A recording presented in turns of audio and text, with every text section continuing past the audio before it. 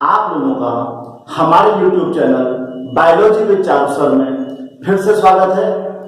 आज हम अपने इस चैनल के माध्यम से जो हमने डिजीज अर्थात रोगों पर आधारित श्रृंखला बना रखी है, इस श्रृंखला में जो हमारा आज का वीडियो है वह मलेरिया रोग के ऊपर है। इससे पूर्व की सीरीज में हमने अन्य बीमारियों के बारे में आपसे चर्चा की थी। आज हम मलेरिया रोग के बारे में आपसे चर्चा करेंगे और आप यदि हमारे वीडियो को अंत तक देखेंगे तो आपको मलेरिया रोग के संबंध में काफी जानकारी हो पाएगी। तो जहां तक मलेरिया का प्रश्न है तो यह रोग मादा एनोफिलीज मच्छर के द्वारा ट्रांसफर होता है। यह एक कम्युनिकेबल मींस इंफेक्शियस डिजीज है। इस डिजीज में होता क्या है, असल में हमारे अंदर कुछ भ्रांतियां पैदा हुई हैं कि मलेरिया रोग जो होता है वह मच्छर के कारण होता है। असल में यह बात अर्ध सत्य है, हाफ ट्रूथ है।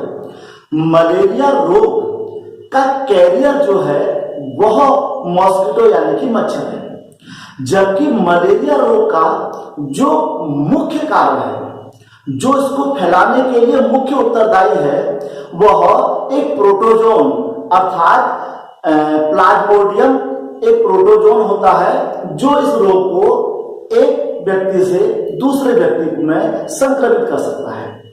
मच्छर इसका एक कैरियर है। अब जो ये प्लाज्मोडियम होता है, जो ये प्रोटोजोन होता है, इसके दो होस्ट होते हैं। जो इसका पूरा जीवन है वह दो होस्ट में पूरा होता है। तो पहला होस्ट, जो पहला पोषक होता है वह होता है ह्यूमन मींस मैन, और जो दूसरा इसका पोषक होता है वह होता है मॉस्किटो मींस मच्छर। इट मींस प्लाज्मोडियम का जो जीवन चक्र होता है वह मनुष्य और मच्छर दोनों के शरीर में मिलाकर कंप्लीट होता है। इसकी कई जातियां होती हैं, जैसे Plasmodium vivax, Plasmodium malariae, Plasmodium oval, Plasmodium falciparum, ये कई जातियां इसकी पाई जाती हैं। इनमें सबसे जो ज्यादा घातक जाति होती है वह प्लाज्मोडियम फैल्सिपेरम होती है। तो अब हम अपने वीडियो के माध्यम से इस मलेरिया का जो रोगाणु है, जो प्रोटोजोन है अर्थात प्लाज्मोडियम, इसके जीवन चक्र को देखते हैं, जिससे हमको मलेरिया रोग के संबंध में काफी जानकारी प्राप्त होगी। तो समय की बचत के लिए हमने इस प्लाज्मोडियम के जीवन चक्र को पहले से ही ड्रॉ कर लिया है। अब हम इसमें शुरू करते हैं। तो इसका जो प्रथम पोषक है, जो फर्स्ट होस्ट है, उसे मैन मनुष्य है। तो मनुष्य के शरीर के अंदर जो प्लाज्मोडियम का लाइफ साइकिल होता है उसे हम साइजोगोनियन मैन कहते हैं। और इंटरमीडिएट बोर्ड में यह प्रश्न काफी महत्वपूर्ण है और यह प्रश्न कभी कभी टुकड़ों में भी आता है। टुकड़ों का मतलब कभी परीक्षा में सिर्फ साइजोगोनियन मैन पूछा जाता है, कभी स्पोरोगोनियन मॉस्किटो पूछा जाता है। मींस यह पूरी लाइफ साइकिल भी आ सकती है और दोनों में अलग अलग भी परीक्षा में आती है। तो होता क्या है, इसकी शुरुआत हम करते हैं जब कोई मादा एनोफिलिस मच्छर किसी मनुष्य को काटती है। होता क्या है, जो मेल मॉस्किटो होता है उसके पास जो बॉडी में ऐसा कोई भी ऑर्गन नहीं होता कि वो ह्यूमन की स्किन को पंक्चर कर सके। इसलिए इस रोग को सिर्फ फीमेल एनोफिलिस इसको कैरियर के रूप में काम करती है। तो जब कोई इन्फेक्टेड मॉस्किटो, इन्फेक्टेड मतलब ऐसा मच्छर जिसने मलेरिया के रोगी व्यक्ति को भी, उसका भी खून उसने क्या लिया है या उसको काटा है, यदि वह मच्छर किसी हेल्दी पर्सन को बाइट कर दे अर्थात उसकी स्किन को पंक्चर करके उसका ब्लड पी ले, तो यह मॉस्किटो की सैलिवरी ग्लैंड है। यह मॉस्किटो की सैलिवरी ग्लैंड है। उसकी ग्लैंड में जो प्लाज्मोडियम की इंफेक्शियस स्टेज होती है जिसे हम कहते हैं स्पोरोजोइट, यह कहलाती है स्पोरोजोइट। ये इसकी इंफेक्शियस मींस यह इसकी संक्रमित अवस्था है। तो जब मादा एनोफिलीज किसी स्वस्थ मनुष्य को काटता है तो उसके सलाइवा द्वारा ये स्पोरोजोइट उस मनुष्य के ब्लड सिस्टम में आ जाते हैं। जैसे स्पोरोजोइट ह्यूमन के ब्लड सिस्टम में आते हैं तो लगभग आधे घंटे के पश्चात ये ब्लड स्ट्रीम को छोड़ के लीवर सेल में एंट्री कर जाती हैं। ये हमने यहाँ पर लीवर सेल बनाई है। तो स्पोरोजोइट लीवर की सेल में एंट्री करता है। एंट्री करने के बाद यह एक डिस्क शेप स्ट्रक्चर बना लेता है जिसे हम यहाँ पर साइजोन्ट कहते हैं। साइजोन्ट, ये साइजोन्ट कहलाता है। इस प्रकार ये लीवर में साइजोन्ट बनाता है। साइजोन्ट के अंदर इसका जो न्यूक्लियस है वो कई भागों में विभाजित हो जाता है और जैसे न्यूक्लियस की संख्या बढ़ती है ये साइजोन्ट बर्स्ट हो जाता है, फट जाता है। अब इस समय ये स्पोरोजोइट यहाँ पर मीरोजोइट्स कहलाते हैं। इनको यहाँ पर हम इनका नाम दे देते हैं मीरोजोइट्स, या इनको हम क्रिप्टोजोइट्स भी यहाँ पर कहते हैं। परीक्षा में इस प्रकार के प्रश्न कई बार बहुविकल्पी रूप में पूछे जाते हैं। अब ये मीरोजोइट्स क्या करते हैं, फिर से अन्य लीवर सेल पर अटैक कर देते हैं। अटैक करके फिर से ये प्रोसेस को रिपीट करते हैं, उसको अटैक करते हैं, अंदर साइजोन्ट बनाते हैं। साइजोन्ट के अंदर केंद्रक कई भागों में डिवाइड होता है और फिर वो मीरोजोइट्स लीवर सेल से बाहर आ जाते हैं। इस समय इनको हम मीरोजोइट्स या क्रिप्टोजोइट्स भी कहते हैं। जब ये लीवर के सेल में बार बार अटैक करते हैं तो पहली बार जब ये अटैक करते हैं तो उसको हम प्री स्टेज कहते हैं और जब ये दूसरी बार अटैक करते हैं तो इसको हम एक्सो एरिथ्रोसाइटिक सेल या स्टेज कहते हैं। परीक्षा में ये स्टेज कई बार पूछी जाती है। प्री एरिथ्रोसाइटिक स्टेज जब पहली बार लीवर में अटैक करते हैं, एक्सो एरिथ्रोसाइटिक स्टेज तब दोबारा वो लीवर में प्रवेश करते हैं। इस प्रकार बहुत सारे मीरोजोइट्स बॉडी के अंदर बन जाते हैं। जब ये मीरोजोइट्स बहुत ज्यादा बन जाते हैं अब ये लीवर सेल को छोड़कर आरबीसी यानी कि लाल रुधिर कणिकाओं में अटैक करना शुरू करते हैं। और ये ध्यान देने योग्य बात है, जब मनुष्य इस मच्छर के काटने से इंफेक्शियस हुआ है वहां से लेकर आरबीसी में अटैक करने तक ये जो लाइफ स्पान होता है ये लगभग 7 to 10 डेज अर्थात एक सप्ताह से 10 दिन का समय इसमें लग जाता है। इस दौरान मनुष्य को पता ही नहीं चलता कि उसके अंदर मलेरिया रोग हो चुका है, बिल्कुल नॉर्मल कंडीशन में रहता है। जैसे ही आरबीसी में ये मीरोजोइट्स अटैक करते हैं तो आरबीसी के अंदर जाके ये बिंब मींस ये क्या करते हैं, एक डिस्क से यहाँ पर शेप बना लेते हैं। यह डिस्क से फिर डेवलप होके एक अमीबा टाइप का स्ट्रक्चर बना लेता है। इस समय इसको हम ट्रोफोजोइट्स कहते हैं। इसलिए इस समय जो है अमीबा का सा स्ट्रक्चर बना लेता है। यह अमीबा का स्ट्रक्चर जो होता है इसके अंदर जो इसका जीवद्रव्य होता है वह ग्रोथ करता है और इसके अंदर एक वैक्यूल बन जाती है। जैसे इसमें वैक्यूल बनती है तो इसका केंद्र एक साइड को लग जाता है। इस समय यह बिल्कुल दिखने में अंगूठी के समान रिंग शेप का लगता है।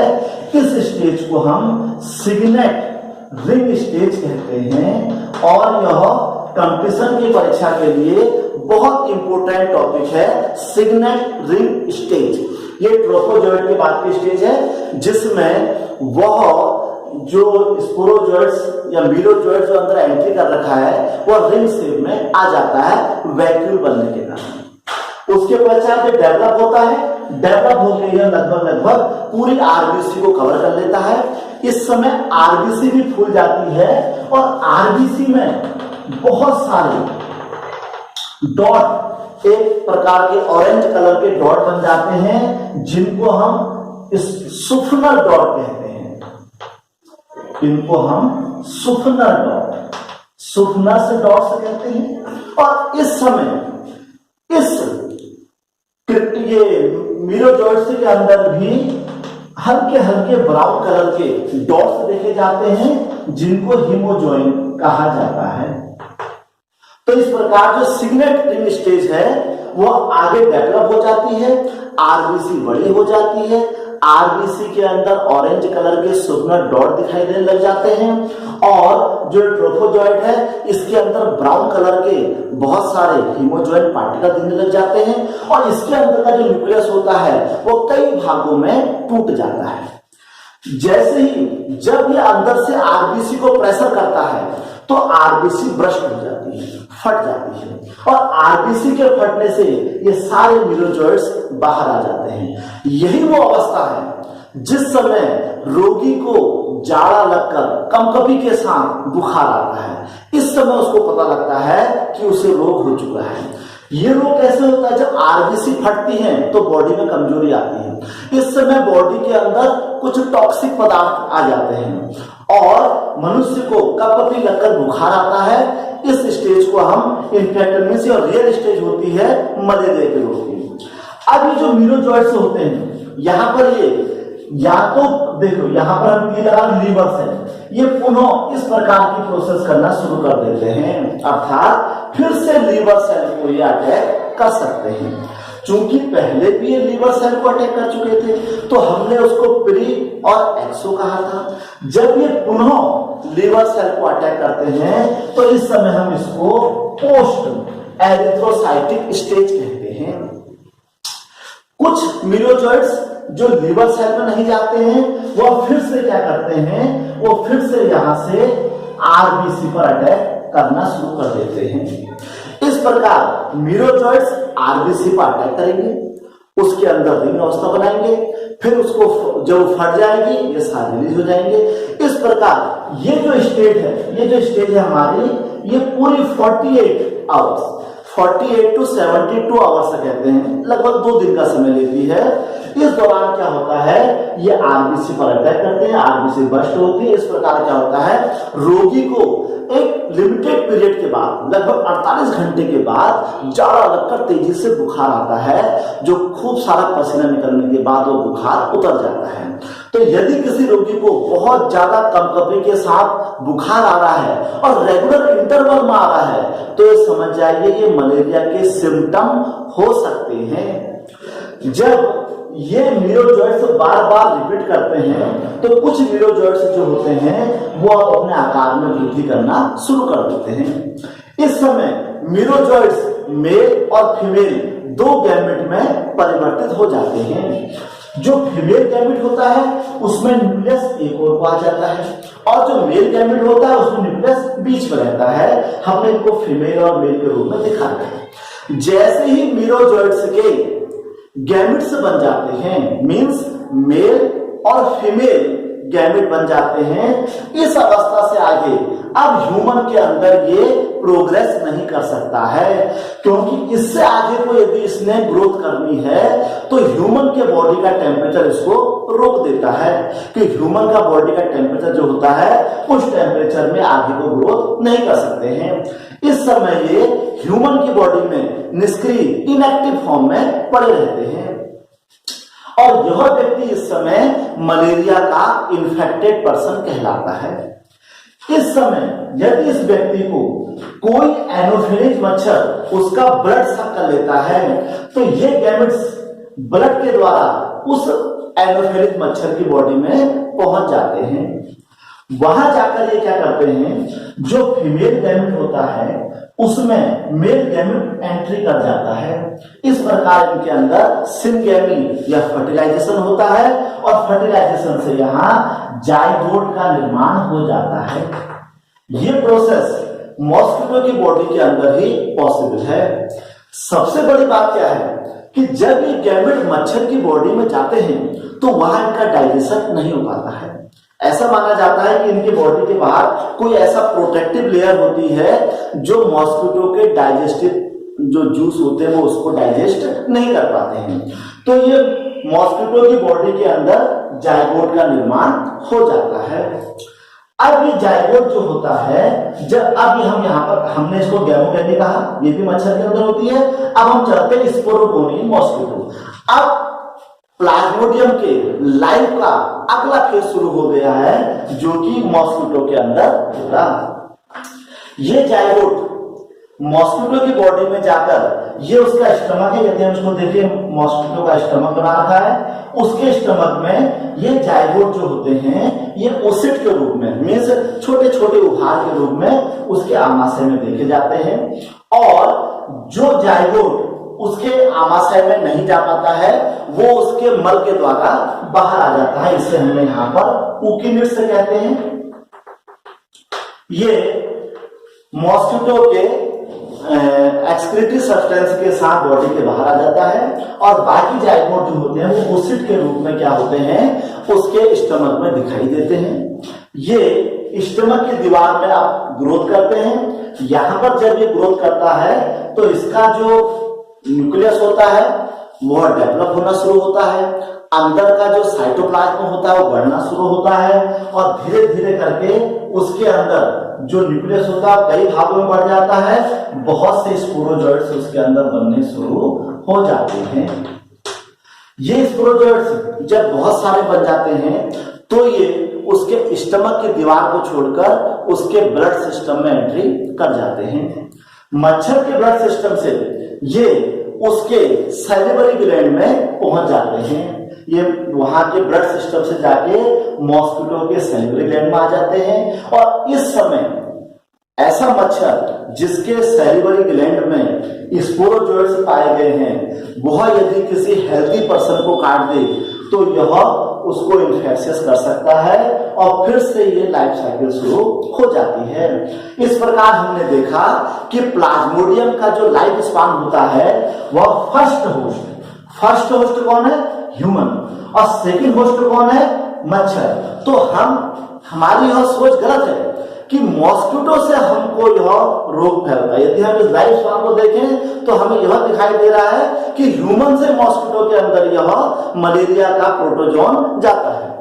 तो फर्स्ट होस्ट ह्यूमन है, सेकंड होस्ट मॉस्किटो है। इस प्रकार ये प्लाज्मोडियम का लाइफ साइकिल पूरा होता है।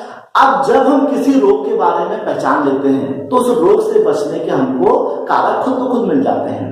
तो यदि हम मच्छर के काटने से अपनी बॉडी को बचा सकें तो हम इस रोग से बच सकते हैं। इस रोग में होता क्या है, कभी लगकर बहुत बुखार आता है और काफी डेंजरस रोग है, कई लोगों की इससे मृत्यु भी हो जाती है। तो पहले इसका कुनैन नामक औषधि से इसका इलाज किया जाता था, पर अब वर्तमान में क्लोरोक्विन दवाई भी इसमें यूज की जा रही है। और यदि हम अपने घर के आसपास साफ सफाई रखें, पानी इकट्ठा होने से रोकें, तो वहां पर मच्छर के अंडे या लार्वा उत्पन्न नहीं हो पाते हैं, जिससे हमको यह रोग फैलने की संभावना बहुत कम रहती है। तो आज के वीडियो में हमने मलेरिया के कारक अर्थात प्लाज्मोडियम प्रोटोजोन के जीवन चक्र को देखा और हमें उम्मीद है कि आपको हमारा यह वीडियो बहुत पसंद आएगा और आपको मलेरिया के कारक के जीवन चक्र के बारे में जानकारी प्राप्त हो चुकी होगी। यदि आपको हमारा वीडियो यह पसंद आ रहा है तो हमारे YouTube channel biology with Charu sir को लाइक, सब्सक्राइब व शेयर करें और अपने सुझाव हमको देते रहें। धन्यवाद।